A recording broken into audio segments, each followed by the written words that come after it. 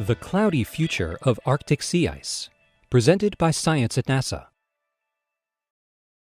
Climate change is a global phenomenon, yet Earth scientists are keeping a wary eye on one place in particular, the Arctic.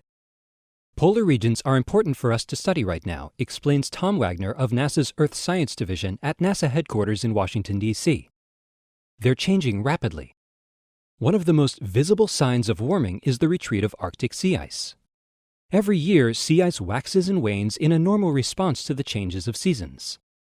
The annual sea ice minimum occurs near the end of northern summer. Since the 1970s, researchers carefully watched to see if the rhythm of Arctic sea ice would respond to global warming. At first, there was little systematic change. Then came the 2000s. We started to see dramatic changes around 2005, recalls Walt Meyer of NASA's Goddard Space Flight Center.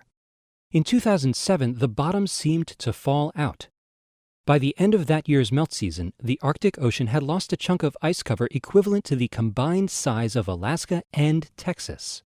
There was a lot of shock in the sea ice community. I don't remember anyone thinking it could get that low that quickly, Meyer says.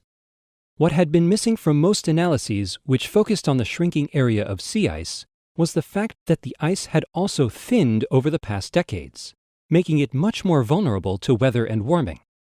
Since 2007, sea ice has continued to decline on average, with annual ups and downs. The current minimum in September 2014 is slightly lower than the minimum was in 2013, making it the sixth lowest in the satellite record. At one point, a small area of the Laptev Sea ice edge was only 5 degrees from the North Pole. Every day we are learning more about the implication these changes have for the rest of our planet, continues Wagner. Change in Arctic sea ice is probably influencing our weather. To investigate that possibility, NASA is flying an airborne mission over the Arctic Ocean.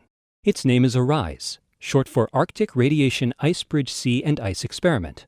Bill Smith, the project's principal investigator from the Langley Research Center, explains the mission's goals. We have reason to believe that loss of sea ice creates more clouds.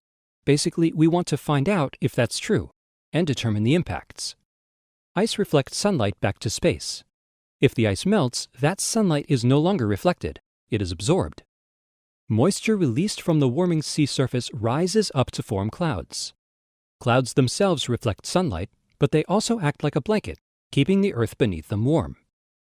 The interplay between clouds and ice, cooling and warming, is complex.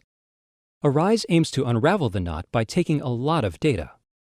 Our C-130 is instrumented with a unique complement of sensors, says Smith. We have radiometers pointed up and down to measure incoming and outgoing sunlight, an infrared thermometer to measure the temperature of the sea surface, a laser altimeter to measure the height and thus the thickness of the ice, and more.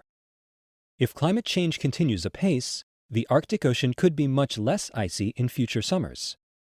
ARISE could tell us some of the implications before that happens. For more news about climate change, on Earth and beyond, stay tuned to science.nasa.gov.